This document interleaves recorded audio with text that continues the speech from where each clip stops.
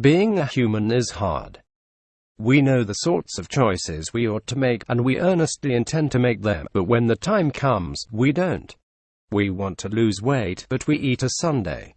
We want to get in shape, but we sit on the couch. We want to save money, but we buy a plane ticket to Italy. Funnily enough, scientists can't agree why this is. The dominant idea in psychology and popular culture alike is that we have a part of our brain that is rational and knows what's good for us, and another part that's impulsive and wants bad things. They struggle on, and eventually the rational part gets tired and gives in. Game over. It's a depressing picture. What you might not have heard, though, is that in recent years a competing model has emerged from the field of addiction studies. In this conception, the human brain doesn't have two warring parts, but one unitary system that prioritizes immediately rewarding options over those that pay off later. The struggle, then, isn't really between good and bad, but between the future and the present. And what's exciting about this way of looking at things is that not only does this explain why some people can and do win the battle against temptation, but it also gives the rest of us a strategy for how we can do the same.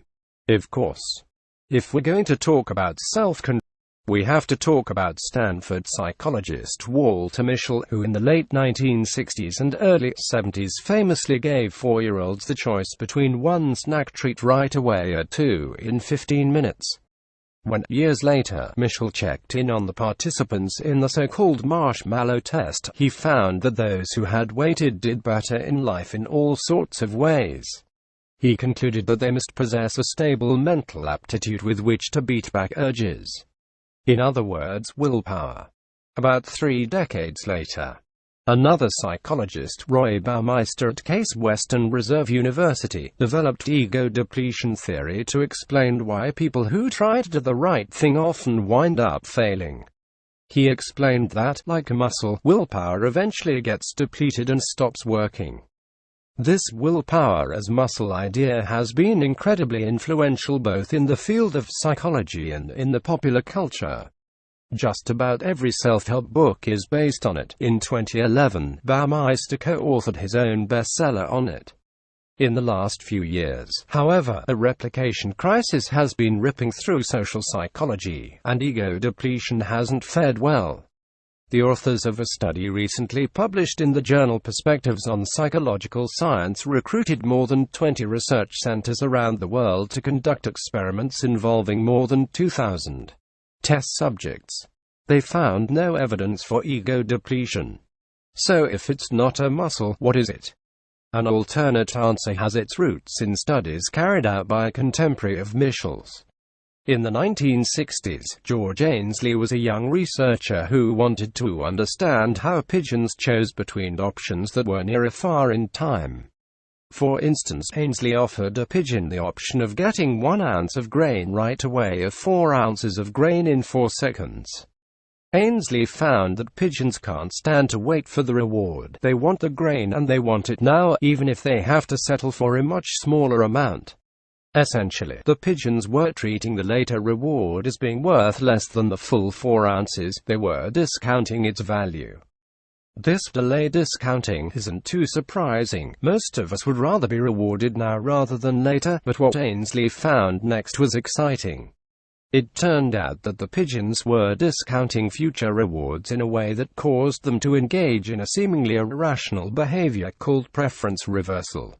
In one experiment, Ainsley allowed the pigeons to choose between the button that would give them 4 ounces of grain in 14 seconds and a second button that would give them 1 ounce of grain in 10 seconds. To the pigeon, both rewards were off in what seemed like the distant future, so they chose the larger one. But if they had to wait 8 seconds, then the picture looked quite different. Now the smaller reward was just 2 seconds away, practically in front of the faces, while the big reward was still off in the remote future of 6 seconds hence.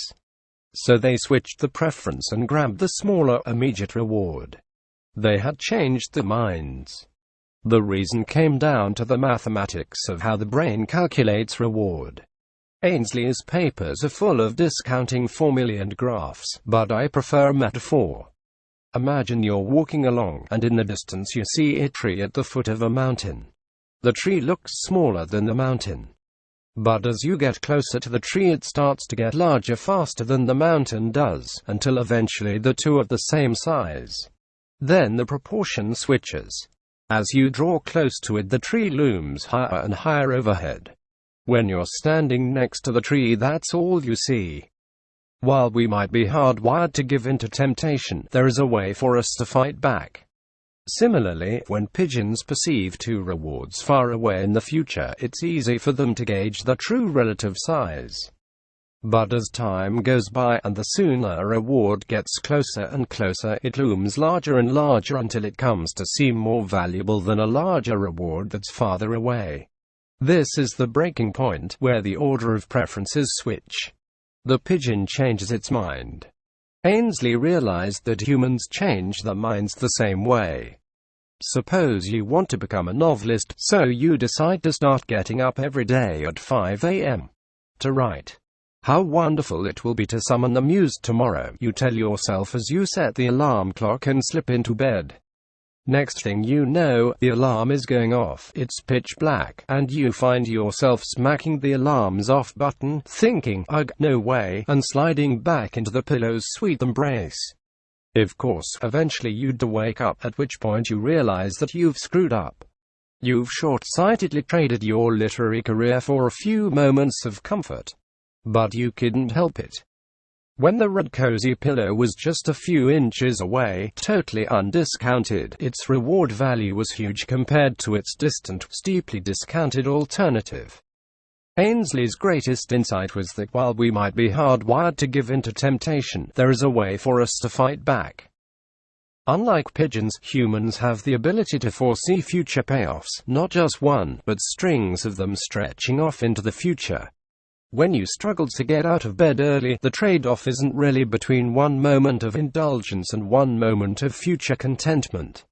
It's between a moment of indulgence right now versus many years spent enjoying a successful career. Collectively, those moments of satisfaction will add up. A process Ainsley calls bundling, like a worker assembling a gift packet. The brain's subconscious reward circuitry computes the collective value of all the different benefits that will accrue tomorrow, and the day after that, and the day after that, and ties them all together in a package. Even if any of the individual future rewards may seem distant and hence hold little value, the whole bundle added up together amounts to something quite large, larger even than a single moment of pleasure in the here and now. The mountain will always remain larger than the tree. Even if the future benefits may seem distant and hence hold little value, they collectively can add up to something greater than a single moment of pleasure in the here and now. The mountain will always remain larger than the tree. What you're doing, essentially, is mentally projecting yourself into the future so you can experience the satisfaction of tomorrow's rewards today. Intriguingly, researchers have found that people who more strongly identify with the future selves are better at self-control. In a 2009 study published in Judgment and Decision Making, psychologist Hal Hirschfield showed subjects Venn diagrams with circles labeled current self and future self. Those who said they viewed the circles as mostly overlapping demonstrated more self-control in a later task. They preferred to wait for larger monetary rewards rather than taking small monetary rewards right away. Numerous other experiments have demonstrated a similar effect. Being able to step into the shoes of our future selves, says Hirschfield, is akin to being able to realize both the positive and the negative ramifications of our decisions. In order to bundle, however, there's a major hurdle to overcome. It's about trust. When I'm trying to get myself out of bed to work on my novel, I succeed by adding up all the future benefits of my writing career. But I'll only accrue those benefits if I keep getting up early. If I don't really believe that I'll be able to keep resisting temptation. If I think that I might just wind up flaking out and hitting the snooze button tomorrow and the day after that, then I can't add up those future rewards, because they'll never arrive. If you talk to people who've struggled and failed to enact positive change for themselves, you often hear them bemoan just such a lack of faith. According to the Mayo Clinic, some of the most common excuses people make for not exercising are "I'm too lazy," "I think exercise is boring," and "I'm not athletic." These aren't judgments about the exercise, these are judgments about the people themselves. They believe that they'll flake, and that prophecy is self-fulfilling. In the mid-1970s, psychologist Stephen Maisto conducted an experiment that would be forbidden today. He gave recovering alcoholics either a spiked punch or a similar-tasting Virgin one. He then told half of each group that they just consumed alcohol, and the other half that they had not. As you might expect, half the test subjects experienced a sudden surge in craving. But it wasn't strictly the ones who'd consumed alcohol. Whether they actually had or not, it was the ones who believed they had. The alcoholics who thought they'd had a drink believed that once they fell off the wagon they'd be hopeless, and therefore couldn't bundle. So they couldn't. Conversely, people who are absolutely certain about their future behavior faced no willpower struggles. Bundling is easy because there's no doubt that the stream of future rewards will arrive. This effect was elegantly demonstrated by a study of Orthodox Jewish smokers published in the journal Psychopharmacology. The researchers asked the subjects to refrain from smoking both on normal weekdays, when they were normally free to smoke as they pleased, and on the Sabbath, when Orthodox Jews are forbidden to smoke. They found that the smokers felt the greatest cravings on weekdays. On the Sabbath, they hardly felt any cravings at all. Now, nicotine is an addictive substance, one that directly interferes with the brain's pleasure circuitry. Yet these men didn't crave it on the Sabbath. They knew, both consciously and subconsciously, that smoking wasn't in the cards. The religious prohibition was too strong. So the confidence in the future behavior was rock solid. As Ainsley puts it, desire is motivated. We tend to think of desire as something immutable, a thing that you either possess or you don't. But if we don't really think that something is available to us, we don't want it. If we trust ourselves enough that we believe we won't give in to temptation, that temptation is effectively not available, and we stop wanting it. To conquer temptation and achieve change, then, you need to dispel the fog of self-doubt and develop confidence in your own future behavior. But how can you do that? If you think you can give yourself confidence by mouthing affirmations in the mirror, think again.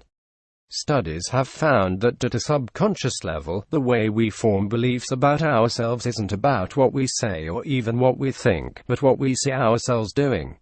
If we want to change our beliefs, we first have to change the behavior we observe. But that's paradoxical. In order to change your behavior, you need to bundle, and to bundle, you need to trust yourself. But you won't trust yourself if all you've perceived in the past is untrustworthy behavior. Catch-22. The solution is to stop worrying about the behavior and focus on your self-trust. The way to do this is via a process I call the algorithm. If you follow it assiduously, you'll replace the downward spiral of self-fulfilling self-doubt with an upward spiral of self-trust. Here's how it works. Step 1. Choose a simple rule for yourself, one so simple and clear that you can't possibly fail. Step 2. Make sure you follow Step 1. The point is not to build a habit but to establish a pattern of evidence for your own brain to observe. Find a very doable piece of behavior to adopt, then focus on doing it no matter what. A person who wants to get up early might say, "I'm going to set my alarm 5 minutes early."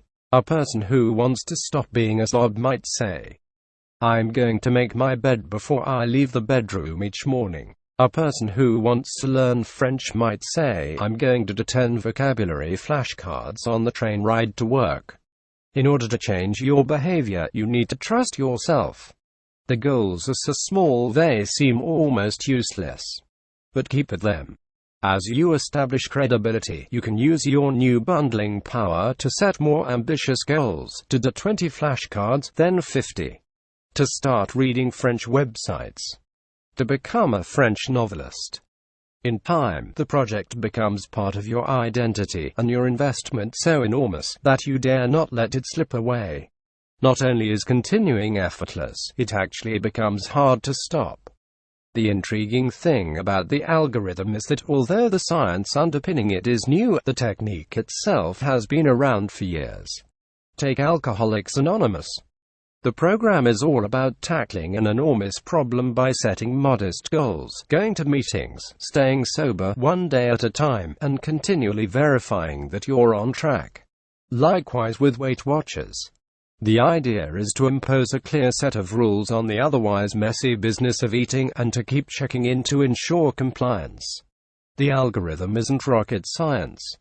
People even stumble onto it on their own. People like Jerry Duffy, a 26-year-old Irishman who was heavier than he wanted to be. Every time he tried to lose weight, it came right back. Then one day he saw a particularly mortifying photo of himself and decided he had to get serious. He started taking a half-hour walk after dinner each night. In time, that half-hour became an hour. He started to feel fit, and that motivated him to eat better. He lost weight. He started to jog. As he became lean and strong, he gained the confidence he needed to quit his job and start his own business. Today he is one of the world's leading endurance athletes and winner of the UK Decca Ironman Challenge, a competition that involves completing a triathlon every day for 10 straight days. For Duffy, it now takes a lot of effort not to exercise every single day. Duffy is just one random example. There are others like him all around, people who felt trapped by the behavior but managed to break free. They did it not by learning new habits, but by learning to change what they wanted. This new way of looking at self-control is a bit more complicated and less intuitive than the standard angel on one shoulder, devil on the other view. But it's worth the effort, because unlike the standard view, it allows us to hope to imagine a state of being in which we can live life the way we want to without struggle. To change for the better, the good.